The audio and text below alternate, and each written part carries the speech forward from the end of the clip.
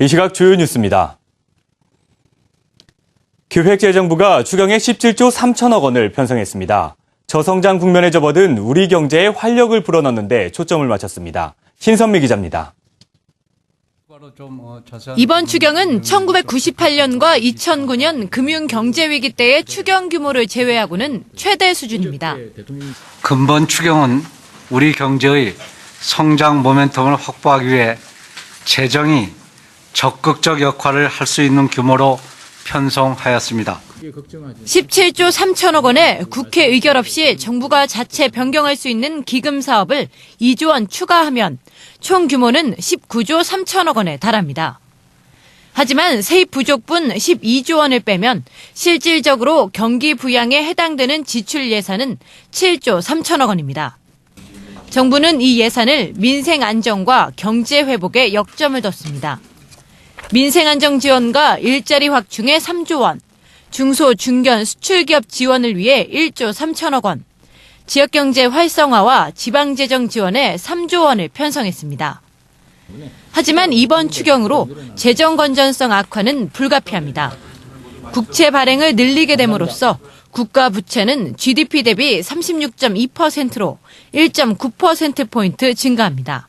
기본적으로 이제 일시적으로는 예를 들어서 우리가 재정 적자가 당초 예산보다 좀 올라간다든지 또는 국가 부채의 수준도 좀 증가할 수밖에 없겠죠. 그러나 중요한 것은 이러한 경기 침체에서 벗어나서 경기 회복을 하게 되면 앞으로 그만큼 세수도 늘어나서 재정 건전성에 기여하는 측면이 있습니다. 추경의 대부분이 국채 발행을 통해 이루어지는 만큼 시장의 부담을 줄이기 위한 안정화 방안도 동시에 추진합니다. 한국경제TV 신선미입니다. 현호석 경제부총리 겸 기획재정부 장관이 경제부 단체장과 간담회를 갖고 우리 경제에는 내수 활성화가 절실히 필요하나 빠른 시일 내에 민간 소비가 되살아나는 데 한계가 있다며 기업들은 재무 건전성 향상 등으로 투자할 수 있는 여력이 있으니 적극적인 투자와 고용을 펼쳐달라고 당부했습니다. 현 부총리는 새 정부의 경제 민주화는 바로선 시장 경제를 만들려는 것으로 페어플레이를 하자는 것이라며 창의와 열정을 바탕으로 창조와 혁신이 일어나게 하자는 것이지 기업을 위축시키기 위한 것이 결코 아니다라고 강조했습니다. 이어 지하경제 양성화도 비정상적인 것을 정상화해 조세정의를 실현하자는 것이며 기업의 정상적인 경영활동을 제약하려는 것이 아니다라고 덧붙였습니다. 금값이 무려 9% 이상 급락했습니다. 국제 금 가격은 지난주 금요일에도 63달러 50센트, 4.1% 하락에 이어 이틀 사이에 203달러, 13.4% 폭락했습니다. 금 가격 하락폭은 금액 기준으로는 사상 최대이며 하락 비율로는 1980년 3월 17일 이후 33년 만에 최대입니다. 금의 안전자산 매력이 떨어진 데다 세계 최대 금 수요국 중 하나인 중국의 성장률 부진이 금값 급락을 부추겼다는 분석입니다. 국제 금 가격이 33년 만에 최대 낙폭을 기록하며 급락세가 꺾일 줄 모르고 있습니다. 금 매입 손실 확대와 금리 동결 판단 미스 등이 맞물리며 김진수 총재가 취임 후 최대 위기를 맞고 있습니다. 보도에 김정필 기자입니다. 국제 금값 폭락이 한국은행 평가 손실로 이어지며 김중수 총재를 옥죄고 있습니다. 국제 금값이 16일 하루 만에 9.3%나 급락하며 온스당 1,300달러 선까지 하락한 것입니다. 한국은행이 김중수 총재 주도하에 2011년부터 금 투자를 늘린 것이 화근이었습니다.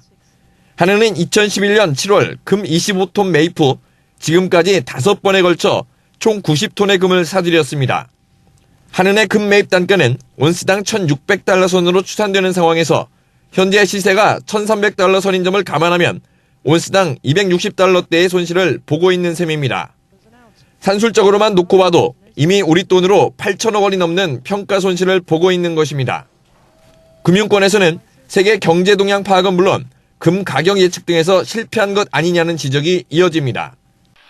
김중수 총재 주도로 한국은행이 금을 상당히 많이 사들였는데 결과론적이긴 하지만은 투자 손실이 상당히 많기 때문에 책임에서 자유롭지는 못할 것 같습니다.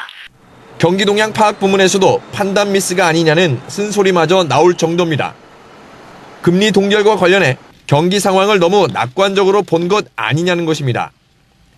그동안 한은은 하방 리스크는 있지만 미국은 완만한 회복, 중국은 지표 개선 추세가 지속돼 세계 경제의 완만한 회복세를 언급해왔습니다.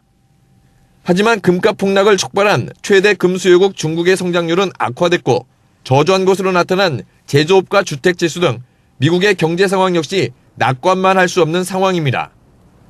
각종 악재가 맞물리며 때 아닌 총재 교체설이 고개를 드는 것도 무리는 아니라는 지적입니다. 4년 임기가 법에 규정돼 있어 정권이 바뀌어도 총재가 물러난 전례가 없음에도 교체설이 도는 것 자체가 이례적이기까지 합니다. 취임한 지 3년이 지난 현재 김중수 총재가 금융시장에 신뢰를 별로 받지 못하고 있는 것입니다. 잘못된 통화정책으로 가계부채를 악화시켰다는 비난이 계속 있기 때문에 교체설이 계속 나올 것 같습니다. 경기 변동, 가계부채 등에 선제 대응하지 못했다는 비판 속에 눈덩이처럼 불고 있는 금손실, 경기 판단 미스까지 더해지며 김중수 총재는 취임 후 최대 위기에 직면하고 있습니다. 한국경제TV 김정필입니다.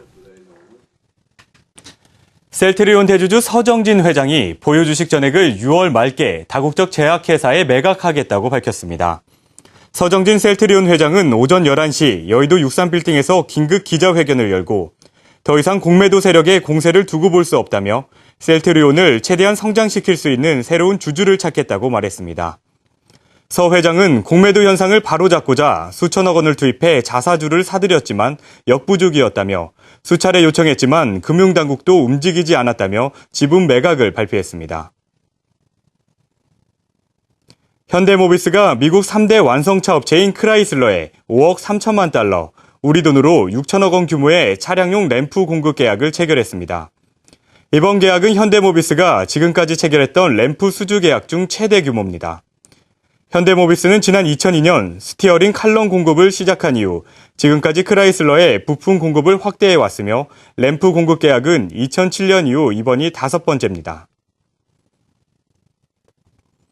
일기 신도시인 분당, 일산, 중동, 평촌, 삼본 등의 부동산 시가총액이 6년 전 최고점에 비해 28조 원 이상 떨어진 것으로 나타났습니다. 부동산 서브에 따르면 4월 둘째 주 현재 일기 신도시 총 27만 7천여 가구의 시가총액은 106조 7천억 원으로 2007년과 비교해 28조 465억 원 줄어든 것으로 조사됐습니다. 지역별로는 분당이 가격 하락을 이끌었고 일산, 평촌, 중동 등이 뒤를 이었습니다. 감사원이 고소득 자영업자를 대상으로 세금 징수 실태를 점검합니다. 양건 감사원장은 국제법제사법위원회 업무보고 자료에서 2분기 중으로 고소득 자영업자 등의 세원 투명성 제고 방안 추진 실태를 감사할 계획이라고 밝혔습니다. 이번 감사는 주요 정책과 사업을 테마로 관련 기관들을 두루 점검하는 특정 감사 방식으로 진행되며 국세청, 기획재정부, 지방자치단체 등이 고소득 자영업자의 탈세를 막을 수 있는 대책 수립 여부와 집행 효율성 등을 살펴볼 예정입니다. 지금까지 이 시각 주요 뉴스였습니다.